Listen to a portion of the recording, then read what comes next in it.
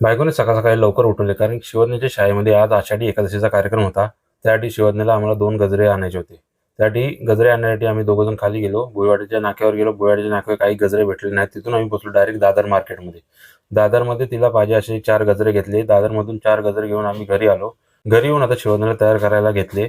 शिवज्ञाचा makeup box बघूनच मला वाटतं की आता शिवज्ञाला 1 ते 1.5 तास जाणार तयार व्हायला आणि आपल्याला शिवज्ञाला लवकरात लवकर शाळेत घेऊन जायचं होतं. त्यामुळे शिवज्ञाला फटाफट जेवढं होईल तेवढं फटाफट तयार केलं आणि फायनली 1 तासानंतर शिवज्ञा तयार झाली.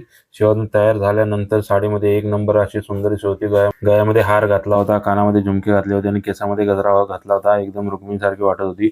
शिवज्ञाला आणि तिच्या मैत्रिणीला बघण्यासाठी लिपाशी सर्वजण बिल्डिंगमधल्या बायका येऊन उभ्या राहिल्या होत्या. शिवज्ञाच्या शाळेपाशी पोहोचलो आणि शिवज्ञाला शाळेत सोडलं.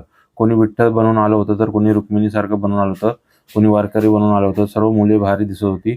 नंतर त्यांच्यात छोटीशी एक प्रभात फेरी काढण्यात आली. आपलं तर बालपण संपलं, पण शाळेचे दिवस अजूनही आठवणीत आहेत. आजचा आषाढी एकादशीचा व्हिडिओ तुम्हाला कसा वाटला नक्की मला कमेंट करून सांगा आणि हो, आपल्या पेजला फॉलो केलं नसेल तर नक्की फॉलो करा. पुन्हा भेटूया अशा एका नवीन व्हिडिओमध्ये. बायकोने सकाळी लवकर उठवले कारण शिवज्ञाच्या शाळेमध्ये आज आषाढी एकादशीचा कार्यक्रम होता. त्यासाठी शिवज्ञाला आम्हाला 2 गजरे आणायचे होते. त्यासाठी गजरे आणण्यासाठी आम्ही दोघंजण खाली गेलो. भुईवाडीच्या नाक्यावर गेलो. भुईवाडीच्या नाक्यावर काही गजरे भेटले नाहीत. तिथून आम्ही पोहोचलो डायरेक्ट दादर मार्केटमध्ये. दादरमध्ये तिला पाहिजे असे 4 गजरे घेतले. दादरमधून 4 गजरे घेऊन आम्ही घरी आलो. घरी येऊन आता शिवज्ञाला तयार करायला घेतले. शिवज्ञाचा मेकअप बॉक्स बघूनच मला वाटतं की आता शिवज्ञाला 1 ते 1.5 तास जाणार तयार व्हायला आणि आपल्याला शिवज्ञाला लवकरात लवकर शाळेत घेऊन जायचं होतं. त्यामुळे शिवज्ञाला फटाफट जेवढं होईल तेवढं फटाफट तयार केलं आणि फायनली 1 तासानंतर शिवज्ञा तयार झाली.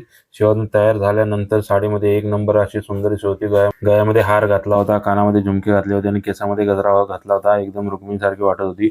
शिवज्ञाला आणि तिच्या मैत्रिणीला बघण्यासाठी लिपाशी सर्वजण बिल्डिंगमधल्या बायका येऊन उभ्या राहिल्या होत्या.